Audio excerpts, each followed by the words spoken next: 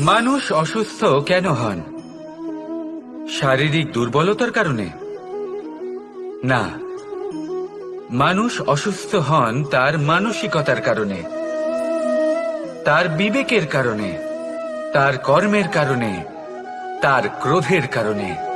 আর যখন কেউ সুস্থ হন, ঠিক হয়ে যান, তার মানে এটা নয় যে শুধু ওষুধের জন্য তিনি সুস্থ হয়েছেন। না, এটা কারোর তার প্রতি প্রেমের প্রভাব, বিশ্বাসের প্রভাব, সম্বলের প্রভাব। শুধুমাত্র ওষুধ দিয়ে কিছুই হয় না। যদি মনে প্রেম থাকে, বিবেক থাকে, বিশ্বাস থাকে, সম্বল থাকে, তবেই সেই ওষুধ কাজ করতে পারে। তাই মনে রাখবেন, এই জীবন হলো অত্যন্ত ছোট। মনে প্রেম ভাব রাখুন, মিত্রতা করুন, শত্রুতা নয়। ভালোবাসুন, বিদ্বেষ নয়। আর এই ভালোবাসার সাথেই বলুন রাধা রাধা। মানুষ নিজের জীবনে ঈশ্বরকে খুব মান্য করে, ওনার জন্য কি না করে। ভিন্ন ভিন্ন নামে তাকে স্মরণ করে, তাকে পুজো করে, তার আরাধনা করে। সে জানে যে ঈশ্বর তাকে শক্তি অবশ্যই দেবেন, তাকে সাহায্য অবশ্যই করবেন। কিন্তু যখন প্রশ্ন আসে গুরু এবং ঈশ্বরের, তখন গুরুর মান কখনো কম হওয়া উচিত নয়। কারণ সত্যি বলতে কি, গুরুই হলেন সেই সিঁড়ি যা বেয়ে আপনি ঈশ্বরের কাছে পৌঁছানোর পথ খুঁজে পাবেন। সেই পথ আপনি গুরুর থেকেই পাবেন। গুরু না থাকলে আপনি কখনো ঈশ্বর লাভ করতেই পারবেন না। আর জীবনে অনেক সময় লক্ষ্যের থেকেও অনেক বেশি গুরুত্বপূর্ণ হলো পথ। তাই এই পথের সম্মান করতে শিখুন, অর্থাৎ গুরুকে সম্মান করতে শিখুন। কারণ গুরুই হলেন পরমেশ্বর। তাহলে আসুন আর আমার সাথে ভালোবেসে বলুন রাধা রাধা। অহংকার অত্যন্ত বলশালী হয়। এই অহংকার মানুষকে কখনো নত হতে দেয় না। অদ্ভুত ব্যাপার, এই অহংকার যা মানুষকে কখনো নত হতে দেয় না, সেটাই তার পতনের কারণও হয়ে দাঁড়ায়। যেখানে মানুষ এটা ভাবতে শুরু করে যে শুধুমাত্র সেই যোগ্য, সেখান থেকেই তার পতন। রাধা। মানুষ এক অত্যন্ত বিচিত্র প্রাণী। পরিকল্পনা করে, ষড়যন্ত্র করে, প্রচেষ্টা করে কিনা। দেখুন, যদি কোনো মানুষ এটা ভাবে যে আমি সব কিছু করতে পারি, তাহলে তা হলো বিশ্বাস। কিন্তু যদি সে এটা ভাবতে থাকে যে শুধুমাত্র আমি এই কাজ করতে পারি, তাহলে তা হলো সেই ব্যক্তির অহংকার। আর এটা আপনাকে বিনাশের দিকে অবশ্যই নিয়ে যাবে। মনে রাখবেন, যখন আমি আর শুধুমাত্র এই দুই এক হয়ে যায়, সেখান থেকে আপনার পতনের সূত্রপাত হবেই। তাই আপনি কখনোই এই অহংকারের চক্রব্যূহে ফেঁসে যাবেন না। বিশ্বাস রাখুন নিজের ওপর এবং অন্যের ওপরও। আর মনে রাখবেন, বিশ্বাসের মধ্যে বিশ্বের প্রত্যেকটা বস্তু বসবাস করে। তাই এই অহংকারকে ত্যাগ করে ফেলুন আর আত্মবিশ্বাসের ওপর মনোসংযোগ করুন। আর আমার সাথে ভালোবেসে বলুন রাধা রাধা। জীবনে এমন কিছু কাজ রয়েছে যা আপনাকে একাই করতে হয়, আর এমন কিছু কাজ রয়েছে যা আপনাকে একসাথে মিলে করতে হয়, একজোট হয়ে, সঙ্গবদ্ধ হয়ে। এবার সঙ্গবদ্ধ বলতে কি বোঝাতে চাইছি? আমি তাদের কথা বলছি না যারা বাস্তবিকভাবে একে অপরের সাথে কাজ করেন। আমি তাদের কথা বলছি যারা একে অপরের থেকে দূরে থেকেও একে অপরকে বিশ্বাস করেন। আমি আগেও বলেছিলাম, সমস্ত বিশ্বের আশা বিশ্বাসেই বসবাস করে, তাই না? তাই যেখানে সমস্ত বিশ্ব আছে, সমস্ত সংসার আছে, সেইখানেই বিশ্বাস রয়েছে। তাই আপনার আশেপাশে এমন দল সঙ্গবদ্ধ করুন যাদের আপনার উপর বিশ্বাস আছে আর যাদেরকে আপনি বিশ্বাস করতে পারেন। তাহলে আসুন আর আমার সাথে ভালোবেসে বলুন রাধা রাধা। মানুষ এক অত্যন্ত বিচিত্র প্রাণী। পরিকল্পনা করে, ষড়যন্ত্র করে, প্রচেষ্টা করে, কাউকে পরাজিত করার চেষ্টাও করে। সাপকে একটা দড়ি মনে করে হাতে চেপে ধরার চেষ্টা করে, কিন্তু একটা কথা বুঝতেই পারে না, সময়ের এই সাপ, এটা হাতে চেপে ধরাই যায় না। আর আপনি যা করবেন তা আবার ফিরে আসবে আপনারই সামনে। দেখুন, এতে কিছুই যায় আসে না যে আপনি কুম্ভকারের পুত্র নাকি কৃষ্ণের পুত্র। যদি আপনি অনুচিত কর্ম করেন তাহলে আপনার সাথেও অনুচিতই হবে। অশুভ কর্ম করলে আপনার সাথেও অশুভই হবে। কুরু বংশ অত্যন্ত মহান বংশ ছিল। এই কুরু বংশ কি হলো তার সাথে? একটা গোটা বংশ বয়ে গেল, কারণ ওনাদের উদ্দেশ্য অশুভ ছিল। অন্যদিকে 5 জন বনবাসী পাণ্ডব মহাভারত বিজয়ী হলেন, কারণ তাদের উদ্দেশ্য শুভ ছিল।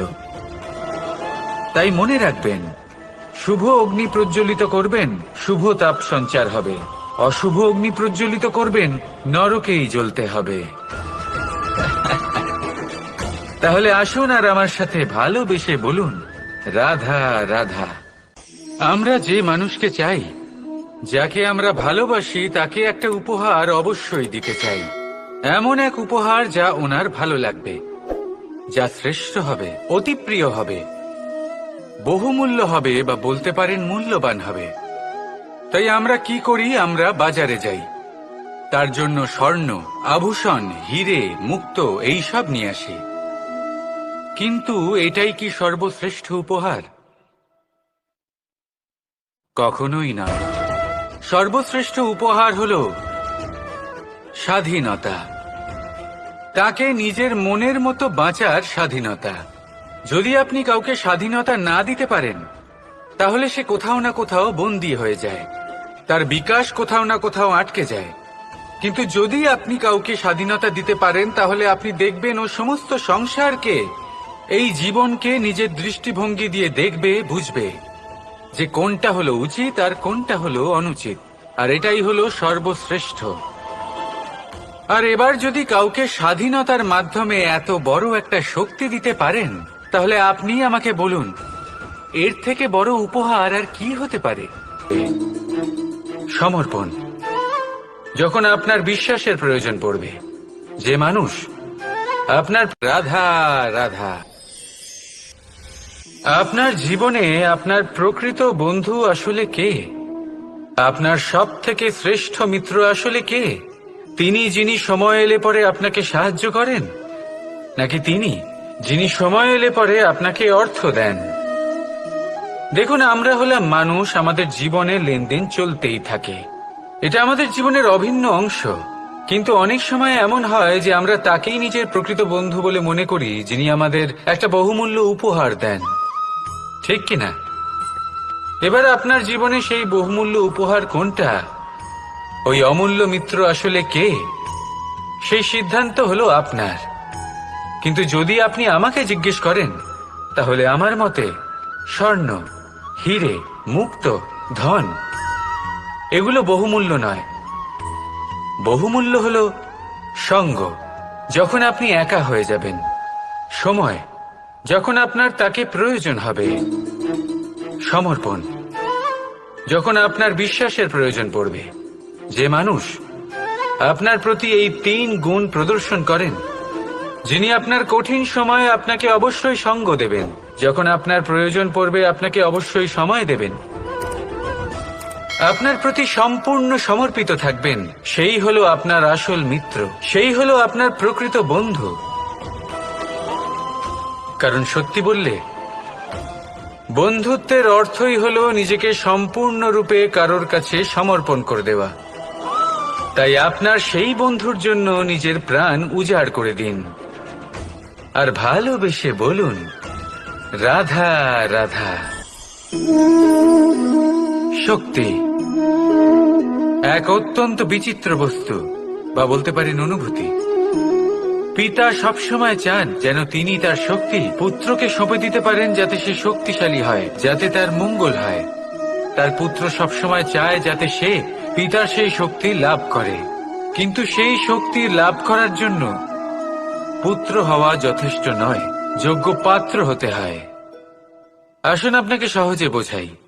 যদি আপনি সুপাত্র হন আর আপনাকে শক্তি দেওয়া হয়, তাহলে আপনি সেই শক্তির গুরুত্ব বুঝবেন। কোথায় সেই শক্তি প্রয়োগ করা উচিত সেটা বুঝবেন।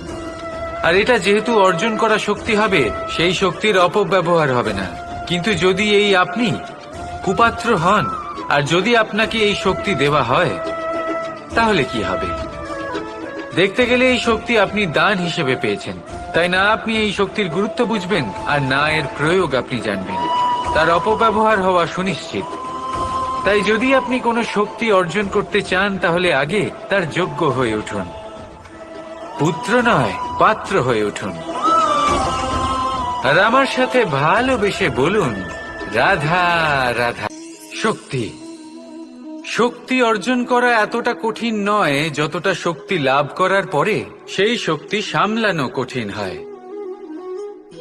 কারণ যেই মানুষ শক্তি লাভ করে তার মনে গর্ববোধ জন্মায়, জন্মায় অহংকার, জন্মায় জেদ। তাই শক্তি প্রাপ্ত করার সাথে বিনম্র থাকাও অত্যন্ত আবশ্যক। আর এটা আমাদের শেখা উচিত বৃক্ষের থেকে। বৃক্ষ যা আমাদের ফল দেয়, বৃক্ষ যা যত ফল দেয় ততটাই ঝুঁকে যায়। আমরা পাথর মারি ওই বৃক্ষের থেকে ফল প্রাপ্ত করার জন্য। সেই পাথরের মার সহ্য করেও বৃক্ষ আমাদের ফল দেয়। কোনো গর্ববোধ নেই, কোনো অহংকার বোধ নেই। আর সেই জন্য এই বৃক্ষের পুজো করা হয়। এটাই হলো মাহাত্ম্য শক্তির সাথে বিনম্রতার। যদি এই শক্তি সৃজন করে থাকে, সাহায্য করে থাকে, সম্বল হয়ে থাকে, তবেই সেই শক্তি উপযুক্ত। আর নয়তো সেই শক্তি একদিন আপনাকে আসক্ত অবশ্যই করবে। তাহলে শক্তি অবশ্যই অর্জন করুন, কিন্তু তার সাথে সেই শক্তি সামলানোর মতো বিবেকও আপনাকে অবশ্যই জাগ্রত করতে হবে। তাহলে আসুন আমার সাথে ভালোবেসে বলুন, রাধা রাধা। কথায় আছে, প্রত্যেক পুত্র তার পিতার প্রতিচ্ছবি হয়, আর সমস্ত প্রতিচ্ছবি চায় যেন সে তার অস্তিত্ব প্রাপ্ত করতে পারে। পুত্র চায় সে যেন তার পিতার মতো হয়, বা কখনো কখনো তার থেকেও শ্রেষ্ঠ হয়। সেটা কোনো অনুচিত ব্যাপার নয়। অনুচিত তখন হয় যখন পুত্র নিজের পিতার মতো হবার স্বপ্ন পূরণ করতে গিয়ে বা তার থেকেও শ্রেষ্ঠ হওয়ার স্বপ্ন পূরণে অনুচিত পথের আশ্রয় নেয়। এটাই হলো মাহাত্ম্য শক্তির সাথে বিনম্রতার সম্পর্ক। অত্যন্ত মধুর হয়ে থাকে। পিতা স্বপ্ন দেখেন, তাকে পূর্ণ করার সকল সম্ভাব্য চেষ্টা করেন, কিন্তু তাও অনেক সময় ওনার স্বপ্ন অপূর্ণ থেকে যায়। তখন পিতা ভাবেন যে স্বপ্ন উনি পূর্ণ করতে পারেননি, ওনার সন্তান তা অবশ্যই পূরণ করবে। যে স্থানে উনি কখনো পৌঁছতে পারেননি, সেই স্থানে ওনার পুত্র অবশ্যই পৌঁছবে। পিতা নিজের সন্তানের ভবিষ্যৎ নিয়ে সেই স্বপ্ন দেখেন, আর যখন সেই সন্তান সামনে এগোতে থাকে তখন তার দুঃখ হয় না, বরং গর্ব হয়। ওনার ভালো লাগে এটা দেখে যে ওনার সন্তান অনেক উন্নতি করছে। কিন্তু যখন সন্তান নিজের অভিভাবকের শক্তি দেখে, তার যশ দেখে হিংসা করতে থাকে, সমস্যা সেইখানেই শুরু হয়। সেই জন্য সকল সন্তানকে এটা মনে রাখতে হবে, দেখুন, পুত্র হবার সুবাদে, এক সন্তান হবার সুবাদে এটা হলো আপনার অধিকার যে আপনি আপনার পিতার থেকে বেশি উন্নতি করবেন। আপনার পিতাও এটাই চান, কিন্তু সুস্থভাবে এটা করুন। একটা রেখা টেনে নিন যাতে আপনি তাতে এগোতে পারেন আর আপনার পিতার তাতে গর্ববোধ হয়, আর সেই বিষয়ে দুঃখ না হয় যে আমার সন্তান আমাকেই ছোট করার চেষ্টা করছে। ইতিহাস সাক্ষী রয়েছে, যে মানুষ অন্য কাউকে ছোট করার চেষ্টা করেছেন সেই মানুষই ছোট হয়ে গেছেন। আর আমার মনে হয় না আপনি এটা চান, কারণ কোনো একদিন আপনিও কারোর পিতা হবেন। আসুন আমার সাথে ভালোবেসে বলুন, রাধা রাধা। ভক্তি আর শক্তি, এই দুইয়ের মধ্যে সম্পর্ক অত্যন্ত সরল। মানুষ ভক্তি করেন যাতে তিনি শক্তি লাভ করতে পারেন, আর শক্তি লাভ করার পরে ভক্তিভাব ভুলে যান, আর শক্তির প্রতি আসক্তিতে মত্ত হয়ে যান, আর সেখান থেকেই তার বিনাশ শুরু হয়। কেন? কারণ ভক্তির দ্বারা প্রাপ্ত শক্তি অন্য কারোর হিতের জন্য ব্যবহার করতে হয়, অন্য কারোর মঙ্গল করার জন্য ব্যবহার করতে হয়, কারোর বিনাশের জন্য নয়। এবার যদি আমি আপনাদের একটা উদাহরণ দিয়ে বোঝাই, তাহলে কোদাল দিয়ে আমরা মাটি কোপাতে পারি, একটা গর্ত খুঁড়তে পারি যাতে একটা নতুন বৃক্ষ জন্ম নিতে পারে, একটা বৃক্ষ যা অন্য জীবকে ফল প্রদান করবে, যাত্রীদের ছায়া প্রদান করবে। তাই আমরা কি করি? আমরা বাজারে যাই, তার জন্য স্বর্ণ, আভূষণ, হিরে, মুক্ত এইসব নিয়ে আসি। কিন্তু এই কোদালের ব্যবহার যদি আমরা অন্য কারোর ক্ষতি করার জন্য করি, তাহলে ক্ষতি শুধুমাত্র আমাদেরই হবে। তাই জীবনে যদি আপনি কোনো শক্তি লাভ করেন, হয়তো ভক্তির দ্বারা বা অন্য যেখান থেকেই হোক, তার সদ্ব্যবহার করতে শিখুন, নয়তো এই প্রাপ্ত শক্তি আপনার পতনের কারণ হয়ে দাঁড়াবে। তাহলে আসুন আমার সাথে ভালোবেসে বলুন, রাধা রাধা।